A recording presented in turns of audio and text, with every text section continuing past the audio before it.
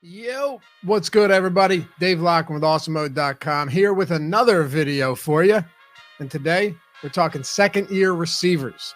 Last year, rookie season for receivers was absolutely insane. From top to bottom, it felt like every single receiver drafted in 2020 went off. Now, that wasn't necessarily the case. And a lot of them who did have good rookie seasons could have been so much better had their progress not been derailed for one reason or another. We're going to talk about all of them, and I got a handful of guys today that I think are going to absolutely explode in their second year heading into 2021. So let's dive straight into this without further ado. But before we do, so I guess this is further ado, before we do, if you like these videos, you appreciate all this content here, and you think maybe along the way we've helped you out at Awesemo Fantasy Football Channel, hit that thumbs up, subscribe to the channel, help us get the 6K subs, and let's dive into it. Henry Ruggs may not have been a player you expected to see on this list, but I think there are more than just a couple of reasons to be excited about him going into year two. Ruggs is being drafted as the wide receiver 56 on Underdog Fantasy, which means we're hardly committing much draft capital to begin with. But it's what he can bring to the table as a sophomore receiver that gets my attention. Ruggs put on 13 pounds in the offseason, which he doesn't believe will affect his speed. He said it was mostly to improve as a blocker, but I don't think putting on some LBs is going to hurt him becoming a more physical receiver in contested balls. He already created good enough separation as a rookie, led all first-year receivers in yards per reception, and should absolutely be used a lot more in 2021. Look at it this way. The Raiders drafted Ruggs 12th overall, ahead of Jerry Jeudy, CeeDee Lamb, and Justin Jefferson. Crazy, I know. But still, as the first receiver off the board just 1 year back, it would be an egregious misuse of first-round draft capital to not expand his role significantly in year two, even though the Raiders have been known to egregiously misuse draft capital in the first round. And the Raiders' offense isn't bad either. They finished top 10 in scoring last year.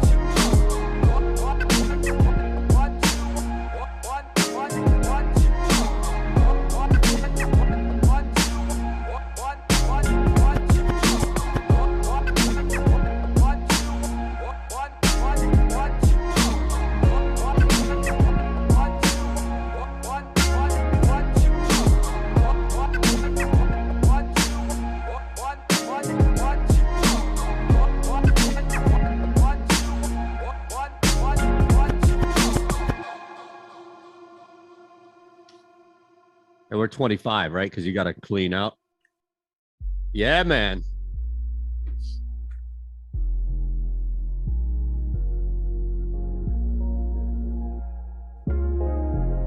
All right. Good evening. Good afternoon, wherever you are. Welcome in to the live before lock edition of the Deeper Dive. Is that a good way to put it, Adam? I mean, we're trying to figure out exactly what the hell's going on tonight because DraftKings and FanDuel are running things a little differently. But here's the good news between myself and mostly Adam there at Ship My Money DFS, at Shander Show for me. Jordan, as you already see, is in the chat producing the show. So say hello. But this is again, like, I feel like this past week we've been put into some pretty different predicaments here as far as doing either the Deeper Dive or tonight, technically a live before lock. even though we'll have about a 30-minute window when we're done with this show before the FanDuel lock.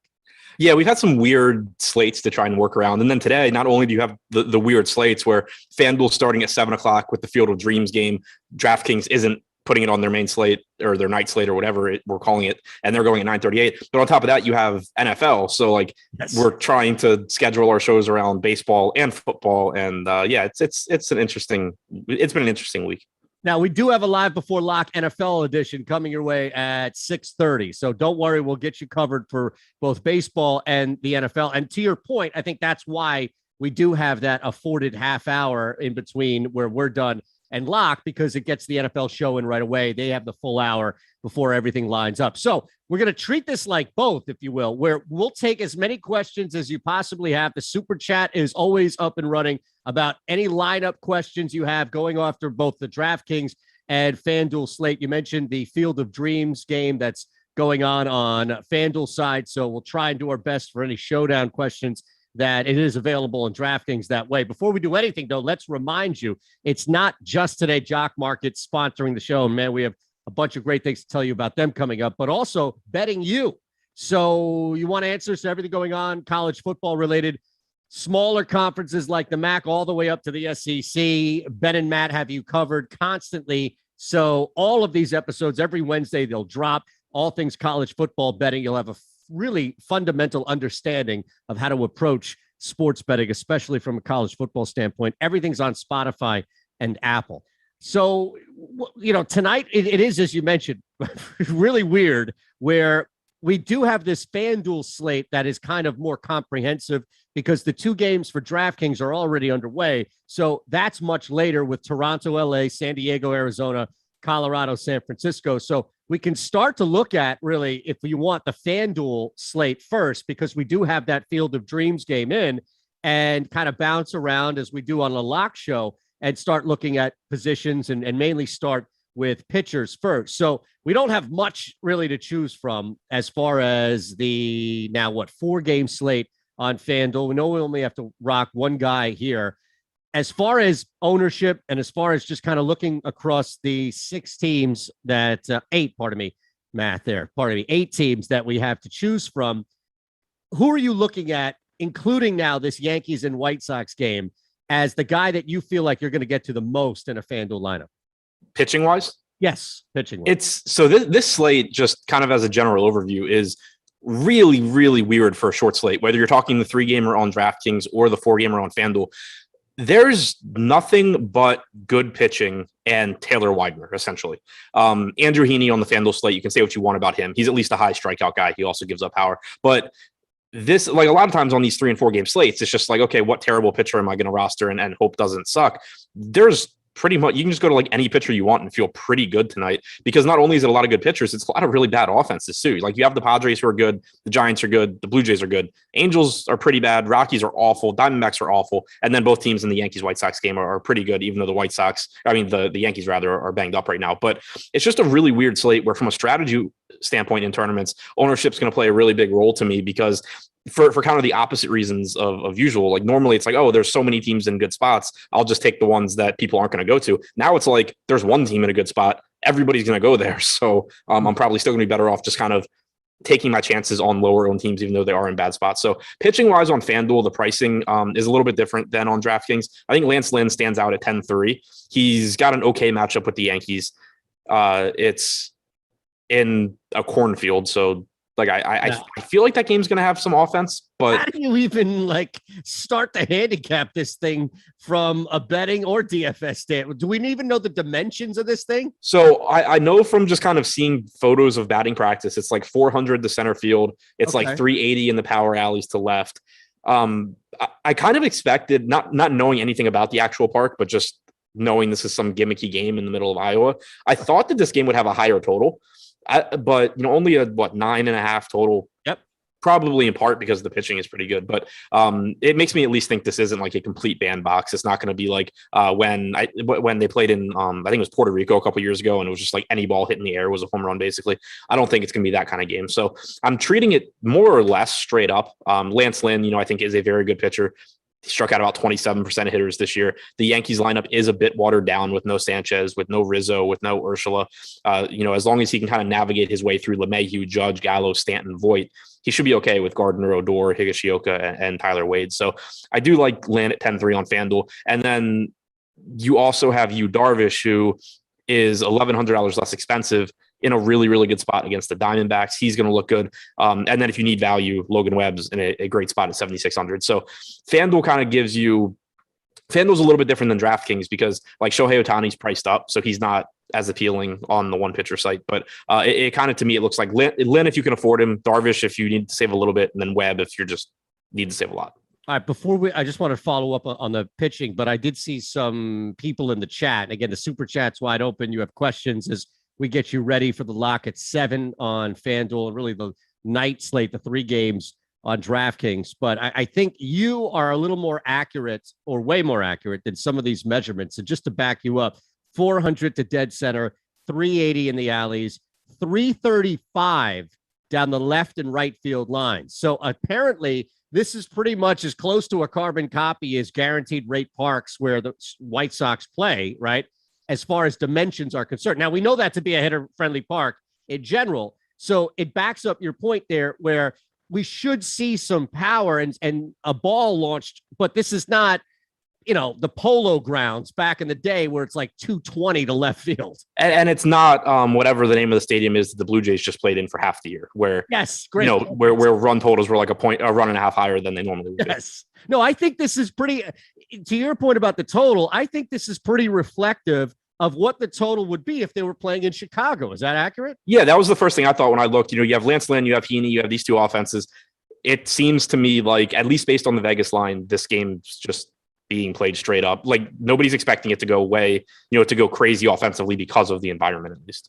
So let me follow up where you were laying out as far as where you're approaching this from a pitcher standpoint. And this is only because we have 4 games on the slate. It's not a normal larger slate. I don't even know if I would approach it this way with you, but I almost feel like you're better off with more, again, depending on your bankroll and what you can afford here, but going more lineups to take advantage of not having to counter around ownership. So if I'm running 100 lineups, then I'm probably going to get to Yu Darvish as much as I would Yu Darvish if this were a 10-game slate or an 11-game slate. Is that accurate? Can you accept that to where if I have more lineups to play with tonight, I'm less beholden to kind of working around Yu Darvish or even a higher owned Logan Webb, knowing that his price is so significantly less? Sort of. So I still think that like the ownership still matters if you're playing, 100, 150 lineups. Like for me, when I'm max entering, I'm still very, very aware of projected ownership on guys. Where I do think to some extent it matters is if you're someone that just builds, 1, 2, 3 lineups and you insist on putting them in those massive field tournaments, as opposed to the smaller field ones where you're more likely to win and where you're not at a big disadvantage. There, I think you probably should be more willing just to take huge risks because you're not only are you competing with like a large percentage of the field, using just Yu Darvish as an example, because he's somebody that's going to get ownership today. If you play 150 lineups and you play, and you talk about Yu Darvish, you're still worried about the percentage of the field that is rostering him. And if, it's a high number, so you're still going to have to beat a lot of lineups, even if he does well, but you at least have a bunch of different ways that you can build those lineups. The extra disadvantage you're at if you're playing like 2 or 3 lineups is not only is a large percentage of the field using Yu Darvish, so you have to beat those lineups, but a lot of those lineups, like a lot of the field is comprised of people playing 150 lineups. So your opponents have a bunch of different Yu Darvish lineups that are just attacking in a bunch of different ways, whereas you have to like basically just nail exactly what needs to go alongside Yu Darvish. So that's the only time that I really differentiated is like back in the day before I max entered, before I played the volume I do now, but I was trying to take down these the large field tournaments. I was a lot more willing to just say like, okay, I'm not going to play this guy that's 50% owned just because I know I'm at a massive, massive disadvantage. The only way I really can win this slate is if everything goes nuts and goes completely wrong. But outside of that unique situation that I don't even recommend people do, I think if you're playing 1, 2, 3 lineups, put them in the appropriate tournaments, grind up your bankroll, make more money that way than, if you're just playing for entertainment, that's fine. But understand that you're just going to get wrecked a lot until you get like really, really lucky. So that's the only time I really distinguish it. I don't go in saying, oh, I'm playing 150 lineups. I can just, play whoever I want because I'm still competing against, 10, 15,000 other entries. Great point. And that's why I just try to exhaust that out here. I saw a question from Eric Alvarez I want to get to, but as more people are coming in, let's remind you, first thing we ask, hit that like button, subscribe to the channel. If you're not, you want to hit the notification bell. We'll tell you all about the Awesemo Odds channel, the Awesemo Fantasy Football channel that we're running as well here on this live before lock edition of the Deeper Dive. Is that a good way to kind of put what we're doing here? Yeah, pretty much. All right. So Eric Alvarez, and again, we're seeing this as we've seen the NBA season end, and now with football season starting to ramp up. I know tonight we'll have a live before lock at the end of this show, but still the regular season not here yet. So people asking more strategy questions from you as well. And Eric Alvarez asking if you ever consider individual matchups, how much you may consider individual matchups against a particular pitcher, or are you not really looking at that as a metric? I know that's something we've talked about a little bit. So when more people and new people come in, always good to kind of pick your brain on this. Yeah, I think it depends how he means that. Like, yeah, you're definitely looking at individual matchups, and you're kind of using that at least in part to formulate how good you think a team as a whole is. Like, if there's some pitcher that is just absolute garbage against left-handed power and really susceptible to left-handed power, and he's facing a team full of right-handed hitters, you're going to view him a little bit differently than left-handed hitters because those left-handed hitters individually are going to have much better matchups. So you're looking, to that extent and looking at, maybe I'll like a mini stack more than a full stack because there's 2 or 3 individual hitters I think are really good, but as a whole, I don't really like the team in that spot. But if you're talking like batter versus pitcher, what has Aaron Judge done against Lance Lynn before? No, I couldn't care less. And the reasoning is that while there are certainly some instances where batters do see pitchers better than others, it's not predictive because you have no way of knowing when that's the case. You're basically never going to get a sample size big enough to say, oh, this is more than just, random fluky data, or to say, yeah, this guy definitely sees this guy better, because not only do hitters just not face pitchers all that often, but pitchers change from year to year, hitters change from year to year. I really don't care what Miguel Cabrera did against some pitcher 10 years ago, for example. It's completely irrelevant to today. So in that context, no, I don't care at all. But as far as, individual hitters, just analyzing the matchup of what does this pitcher do well, what does he struggle with, what does this hitter do well, what's he struggle with, yeah, you definitely want to look at and know that stuff. Do you ever, and everything bends, right? There's never a hard margin or constant there. But if, let's say Cabrera is 0 for his last 10 in this season against a pitcher, is that something where it's not a metric that may determine whether you roster him, but at least something you take into account? No, I won't even know unless somebody tells me. There you go. See, now I'm going to give you time to flip back here to DraftKings because I am curious.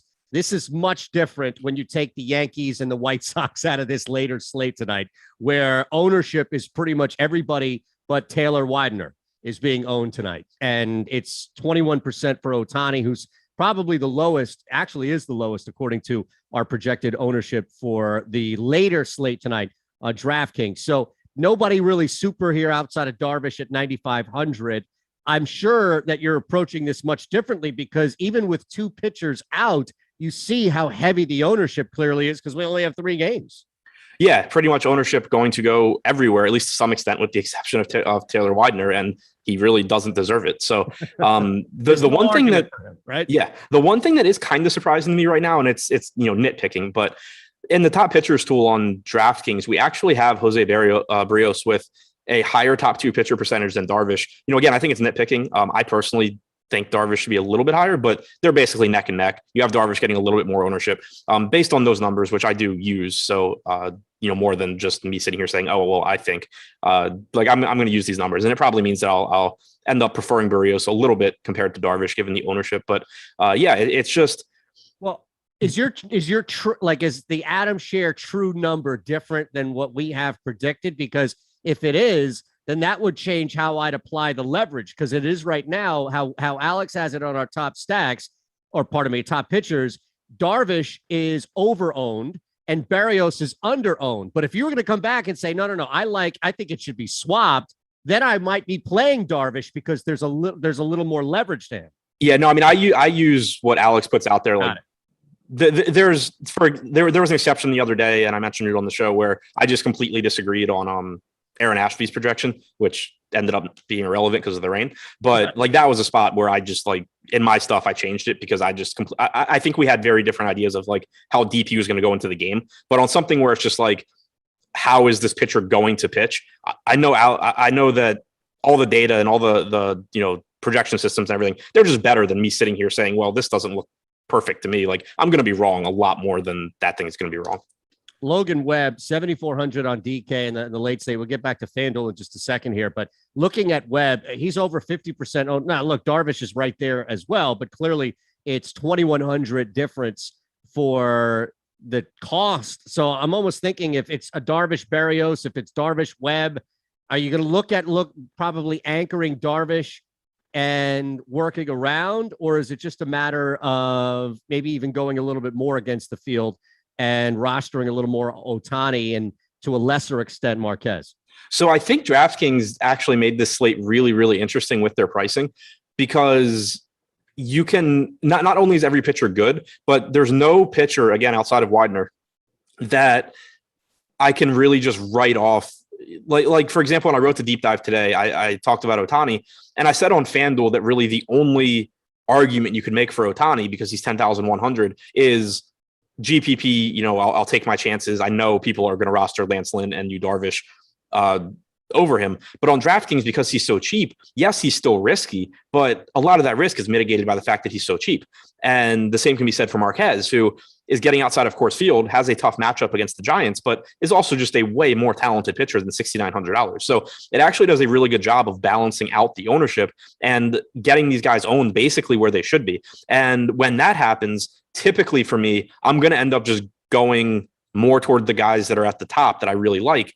For example, here, Darvish, Webb, Berrios, because it's not just about raw ownership, especially when it comes down to pitching. For me, it's about their ownership projection versus where I think they should be owned. And while Ohtani and Marquez are getting less ownership than Webb and Berrios and Darvish, I still think that they deserve less ownership. So they're not getting less ownership than I think they deserve. And that kind of, if everybody's getting for lack of a better word, if everybody's getting perfect ownership, then there's not really an edge there amongst pitching. I'm going to just go back to rostering the pitchers that I think are going to do the best, and I'll find an edge in hitter ownership. And that's kind of the way it's looking right now.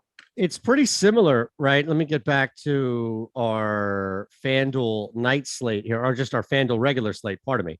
But when we go back to FanDuel, it's not like it's changed much. In fact, Ohtani's price is skyrocketing on FanDuel, and that, I'm sure, is adding to the super low ownership. Is it a price issue? Because I'm guessing it's more of a matchup issue, because even when the price comes down that you can work with on DraftKings on that shorter slate, he's still to the field to other guys under owned, or at least the projection that we have for him to be a top two, much less than everybody, including Marquez, who just mentioned. So it's a combination of both. On FanDuel, the issue is that you can pay $200 more for Lance Lynn, who just projects better than Ohtani. You can pay $1,100, $900 less for Yu Darvish, who projects better, is in a better matchup. You can pay less for Jose Berrios, who's in a better matchup and projects better. So the salary and the projection, of course, is a function of the matchup against Toronto being a lot more difficult than a matchup against the Angels or a matchup against the Diamondbacks.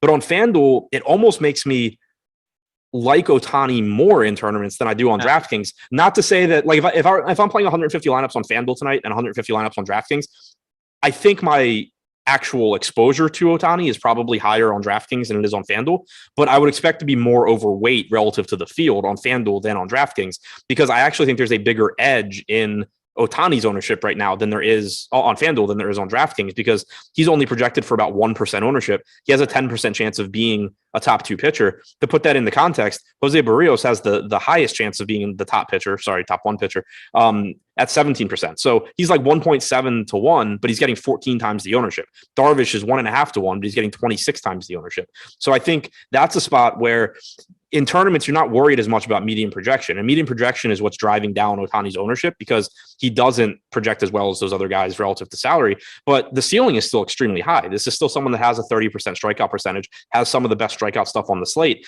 He's still going to have enough games where he just goes out there and mows down the Blue Jays that he should be owned more than 1% of the time. So I actually think there's a bigger edge to rostering Ohtani at a pretty tough price point on FanDuel than there is at the cheaper price point on DraftKings.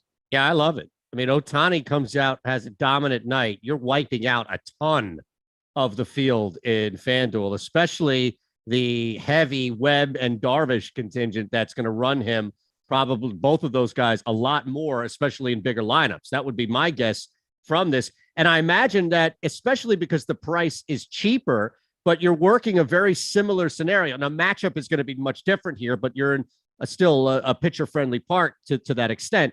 But I'd imagine that you can work that same scenario out with Marquez because of how super low owned he is compared to where we have him projected on FanDuel, which is exactly pretty much where Ohtani is. And you're not losing a significant amount of ownership. You're basically losing 3.6% of the ownership that Ohtani has to Marquez, which still gives you over 50% of a leverage play to work Marquez because you're wiping out 95% of the field at that point. Yeah, everything I said about Ohtani on FanDuel versus DraftKings applies to Marquez as well, because like 6,900 Marquez on DraftKings, yeah, he's going to be in a good amount of my lineups, whereas on FanDuel, it's going to be tough to get a lot of lineups with Marquez. But the ownership is just so low that if I get, 10, 15% Marquez on FanDuel, I'm 2 to 3x the field, whereas I can say pretty confidently I'm not playing 60 to 90% Marquez on DraftKings. At least I hope that I'm not. So, that's another spot you can exploit. And the same actually goes for Lance Lynn. Obviously this doesn't compare to DraftKings since he's not on that slate, but Lance Lynn has essentially the same chance of being the top pitcher as Jose Barrios and Yu Darvish, but he's getting like 60% the ownership of Barrios, and he's getting like less than half the ownership of Yu Darvish. So he's another one where I just think there's some pitching you can leverage on FanDuel right now, at least using the current ownership projections, more so than you can on DraftKings, where I think the ownership is basically coming in how I think, how it should. Why are they playing this game tonight? Do you have any idea why this is like a field? Is there some homage to Kevin Costner? It's the whole, it's just the whole gimmicky, homage to Field of Dreams. They were supposed to do it last year, but it got canceled because of COVID.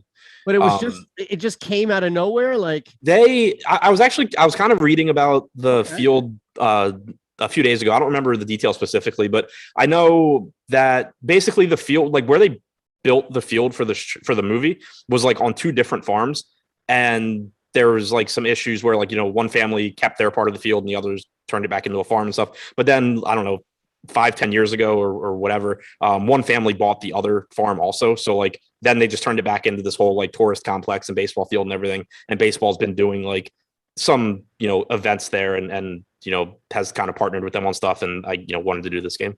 Look at you. I mean, it sounded like you had a little excitement in your voice as you're laying all this stuff out. I'm actually kind of looking forward to watching it, or not watching as in like, watching the game. I'm interested just to see it. I love that little half smile you give, which is like, I don't even know what to make of that. It's kind of like, don't judge me, but look, I'm going to do it. And I don't give a shit if you judge me. That's great. Yeah, Ray Liotta. Like, is this going to be some big parade where we're going to have to wait an hour for first pitch because Ray Liotta is going to be out there and Kevin Costner is going to be out there coming out of the cornfields? Yes, exactly. Coming up. And I heard that James Earl Jones hates baseball. He was in 2 baseball movies and he absolutely hates the sport. Really? That's interesting. Yes. That's some James Earl Jones trivia for you, by all means. All right, let's move to the stacks here and start looking at this again. We'll encompass this Yankees and White Sox Field of Dreams. Did you like the movie? I saw it when I was a kid, so like, and I haven't seen it in a long time. But I remember liking the movie. Yeah. Yeah, I wonder how it does hold up. I haven't seen it. And I typically don't like sports movies, so me liking it actually kind of means something, I guess. I didn't know that you were anti-sports movies. I just thought you liking anything means something.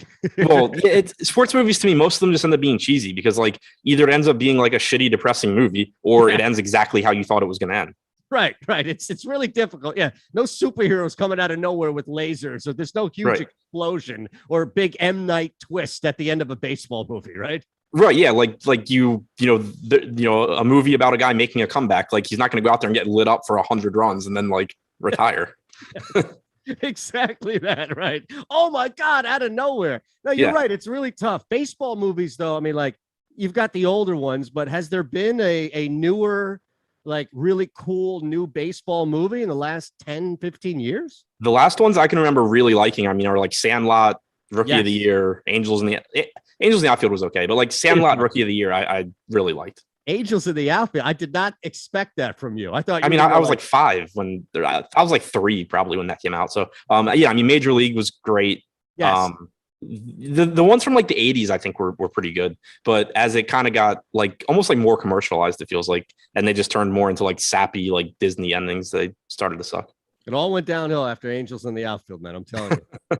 All right, before we get to the stacks, we do have these 2 awesome, amazing new channels that I'm sure you've already been partaking in. We've got the Awesemo Fantasy Football channel, the Awesemo Odds channel as well. So make sure that you are subscribed to everything we have. Just click on the subscription right there, the link pinned in the YouTube chat. You'll subscribe to both of these channels and make sure that notification bell is hit for all of the programs so you don't miss anything coming out from a fantasy football to an odds standpoint. We know we're going to have everything here already on the mothership for Awesemo, but we want you to be a part of the 2 other channels as well, especially tonight, of course, as we have an NFL game, 2 NFL games. I don't want to cut it short by any means. In fact, we have Live Before Lock coming your way at 6:30. So let's look at the stacks real quick now on the other side of this. And this is where I'm curious,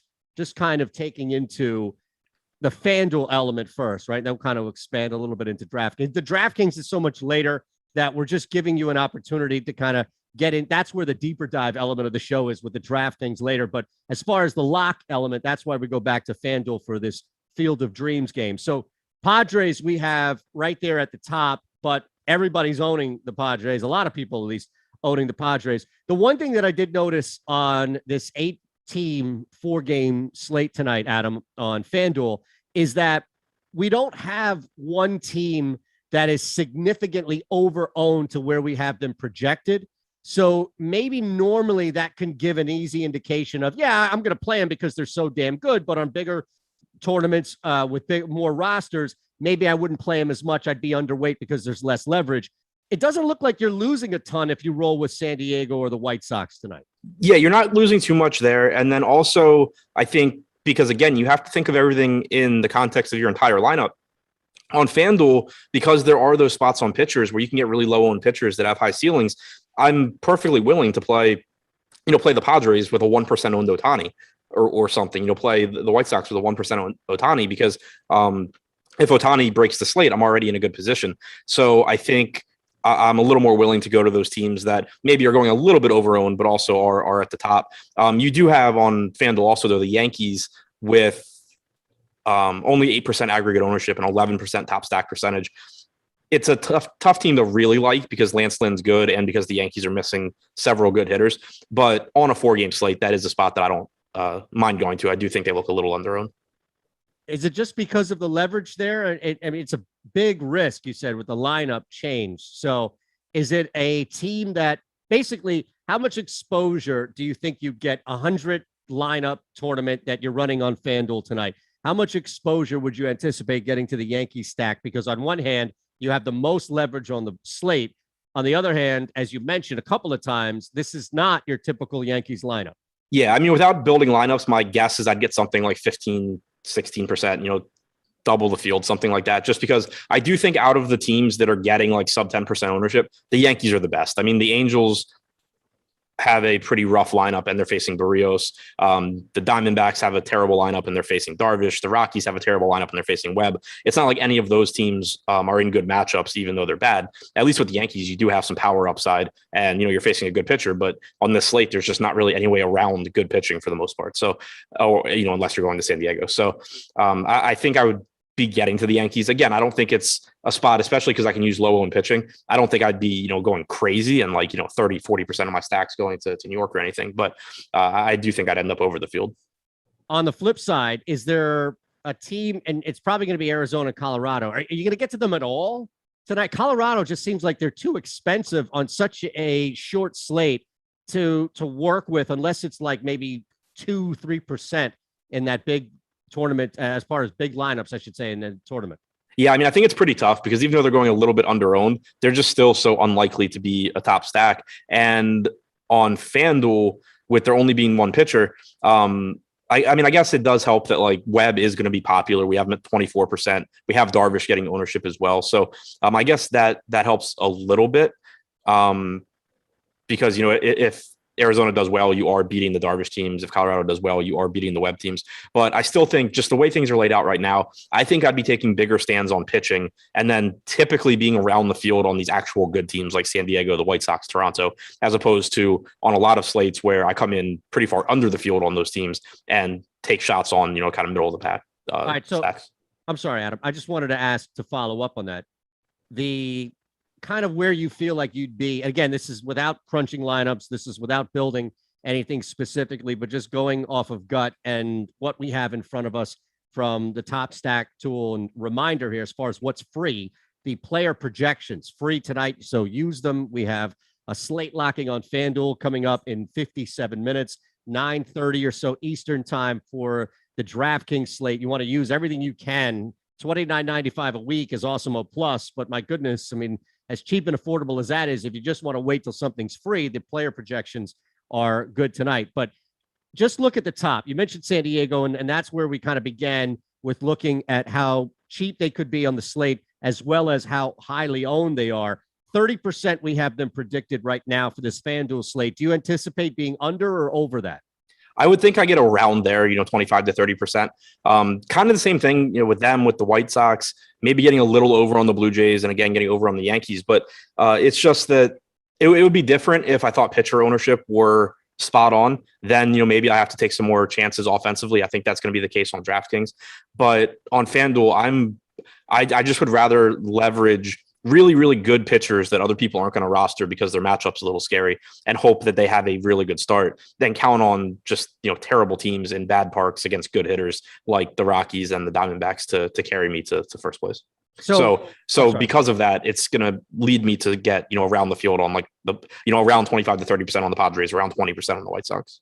Same scenario, you think, with Toronto? That was the third team I was curious about. Because I think I probably would end up overweight on Toronto because they are just getting a bit less ownership than the Padres and the White Sox. They're not projected to be over-owned. The ownership's actually coming in like where it should be, whereas those other two teams, even though they have a higher top stack percentage, they're projected to be a little bit over-owned.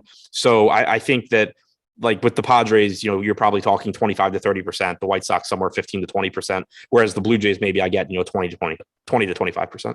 Is that your favorite stack, Toronto? On FanDuel, yeah. Yes, FanDuel. Now, I'm sorry. I was going to ask something else. I know that we had that little break. We rarely have that little break there where nobody's saying anything. That was like the first times ever that we've had that right there. Ohtani's bat's out. So the only way that I think you can justify rolling with the Angels, if you just feel like Ohtani's going to be lights out tonight, right? And negate the fact that you don't have his bat. Does that make sense? No, because I mean, even if Ohtani's lights out, you still need the Angels to hit. So is there any real reason outside of them being incredibly cheap like the Padres where you would even roster that stack a couple of times in a back-end tournament? The only real reason would be that, Barrios is getting like 14 to 15% ownership. But, again, it's just, to me, that's not really the way that I want to approach this slate. I would rather go to low-owned pitching, I think, than low-owned hitting on this particular slate, just because of the disparity in talent levels. So I have a hard time getting to the Angels, and Ohtani not being in the player pool certainly helps or hurts. It's another reason I don't have much interest in the Angels. Jared Walsh being back does help the lineup a little bit, but it's still just a pretty weak lineup right now against a good pitcher in Barrios. Did you say that you didn't see League of Their Own or Moneyball? Just wanted to clarify. I haven't seen a League of Their Own. I haven't seen 42. I have seen Moneyball. Wow. League of Their Own, I feel like, is must see. I don't know why. It's also possible that I have and just don't remember. I'm terrible about, like, somebody will ask me if I've seen a movie. I say no. They say you have to watch it. I watch it for 30 minutes and say, yeah, I've definitely seen this. Has that ever happened to you in conversation where it's like 10 minutes into the conversation, somebody's like, oh, you got to see this. There's this great scene. And you're thinking to yourself, oh, shit, wait a second. I did see it. Yeah, it usually turns into like, they'll say something and I'm like, wait, that sounds familiar. Maybe it's like I'm thinking of another movie, or maybe I've seen this one, and it just derails the whole conversation. Oh, man. There's some bad baseball. Summer Catch. I mean, come on. There's some bad baseball movies, right? Yeah, but I mean, the thing is too, like, ones that have come out recently, I just haven't seen because I just like basically don't watch movies anymore. If they came out when I was a kid, I probably saw them. But now it's just like I'm so bad about watching movies. Maybe Jordan can help us in the chat as we continue, and everybody out there as well, I'm sure. But we need a movie that was made. It's 2021. Can you give us a baseball movie that was made in the last 5 years? And if you can't, then that says everything, that you'd have to stretch 10 years. Like, I feel like you could give us a good baseball movie that, all right, you know what? Let's stretch it. We'll give you a decade over the last 10 years, right? Is that fair? But 42 is the answer, right? I just haven't seen it. Yeah, I think you're right. I think 42 is the answer. But look, 42 is not a baseball movie and like a drama, Right. That's how I feel about Moneyball. Like, I don't really consider Moneyball a sports movie, even though it's baseball related. Yeah, I think, you know what? Die Hard's more of a Christmas movie than Moneyball's a baseball movie. Right. Okay, fair enough. All right, let's look around here and start to identify if it's one-offs. And we can kind of go as from a lock standpoint more by position. And again, we'll stay in FanDuel. Unless, real quick, if you wanted to go back and just kind of examine, we probably should, right? So people can take full advantage of having you here. Let's look at that DraftKings night slate if we can. We're going to take out the Yankees and White Sox on the FanDuel slate and go to the 6-game slate now and kind of see how Adam's maneuvering with 2 less stacks on the table. San Diego right away, as predicted, like we've had before, although with the absence of the White Sox and the Yankees, now Toronto bumps up a little bit, and maybe there is a leverage issue that we can kind of get around on this slate as opposed to the FanDuel slate. Yeah, so it's still like the Padres are not really projected to be overowned, so I still expect to get to a good amount of San Diego. But Toronto is the team that stands out on DraftKings because they are projected to go underowned, and then you're also getting a lot, or 20 to 25% ownership on Ohtani. So whereas on FanDuel, if you roster the Blue Jays on FanDuel and they do well, that of course it helps you, but you're not beating any Ohtani teams because they don't really exist. On DraftKings, you're beating a quarter of the field in addition to the fact that you have the stack doing really, really well. So it makes me like Toronto quite a bit. The fact that they're going underowned certainly helps too. And then you also have the Angels, I think, are actually a little bit more appealing on DraftKings than they are on FanDuel, because on FanDuel, Barrios is only getting about 14% ownership. On DraftKings right now, he's projected for 42.5. I don't like the spot for the Angels, but again, I don't like the spot for any of these teams except for the Padres. And I can't even go to the Yankees, who we had on FanDuel, or the White Sox. So it really is going to make it so I have to just kind of get ownership to some of these teams that I didn't want on FanDuel.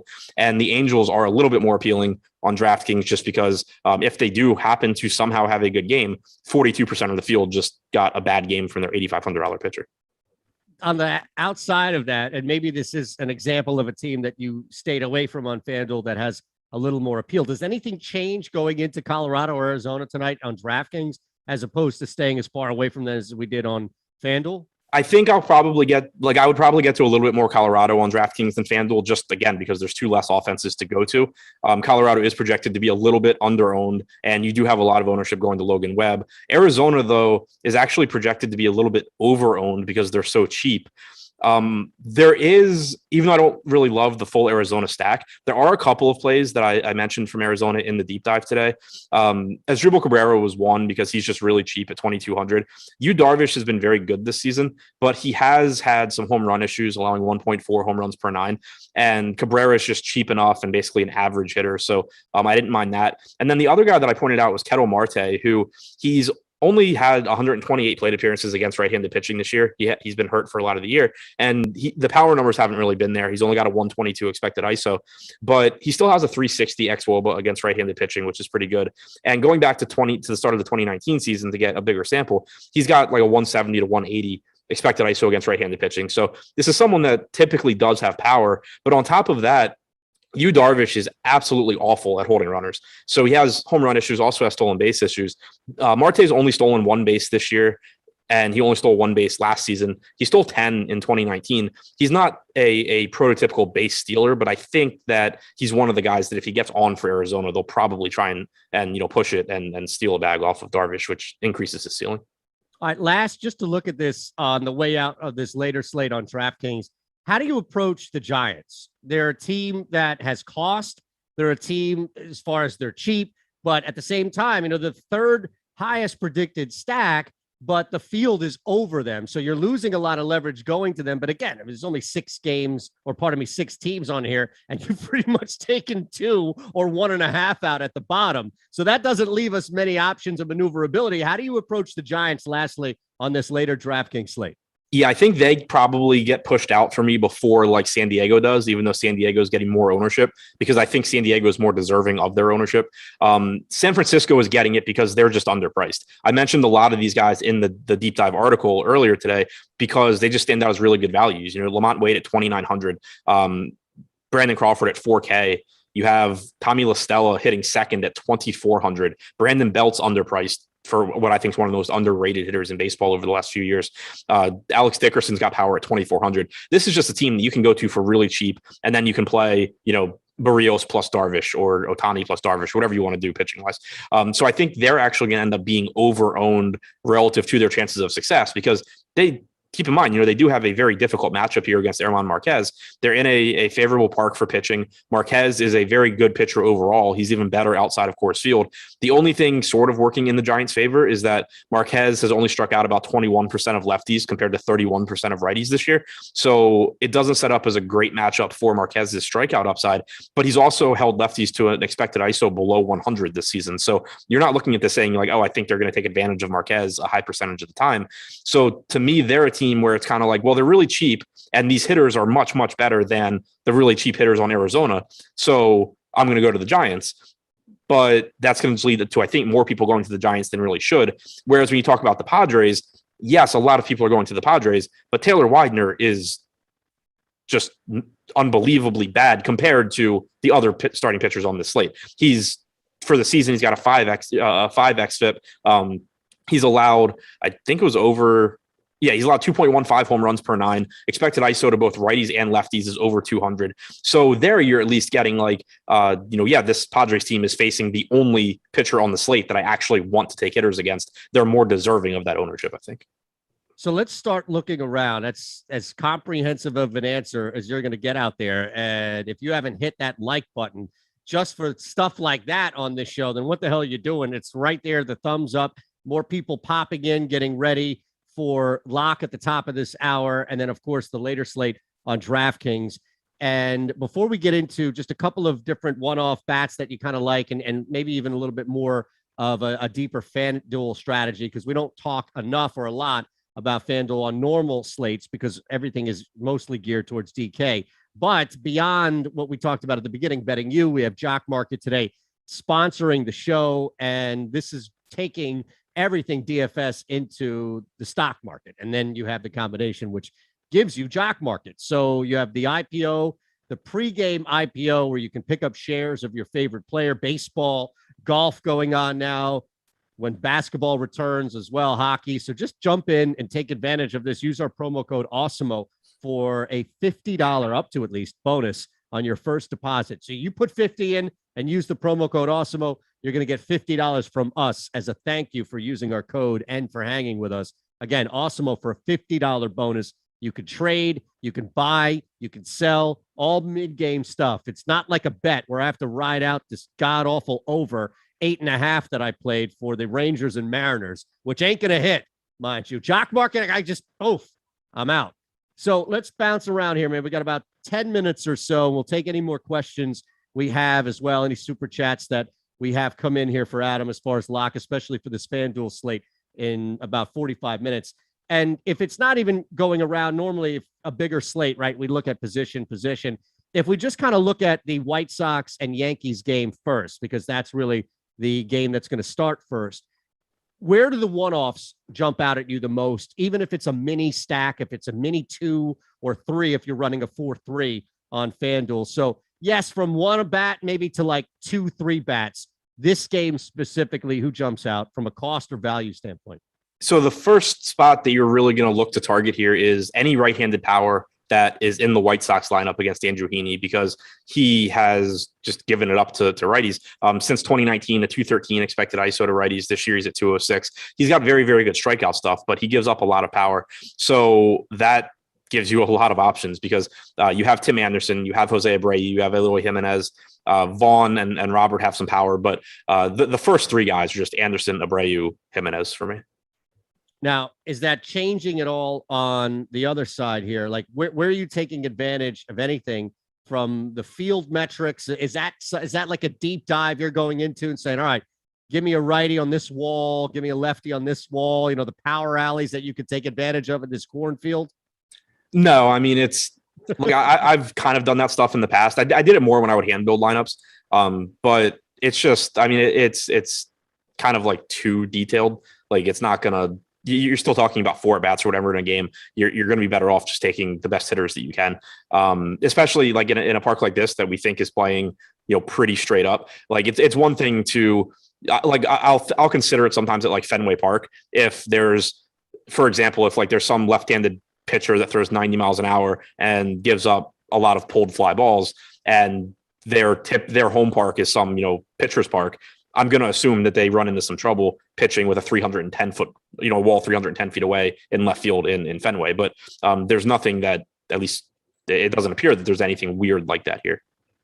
I got Stanton at plus 325 to hit a jack. What do you think? Over under for home runs tonight? If I said 3.5, would you go over or under home runs 3.5? For Giancarlo Stanton? No.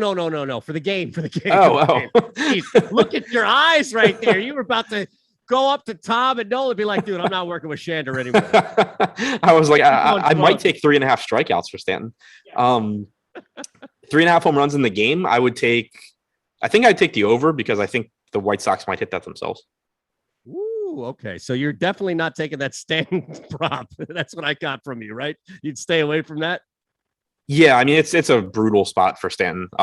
Lynn struck out 34% of righties this year. Stanton has a 29% strikeout percentage against righties over the last 3 seasons.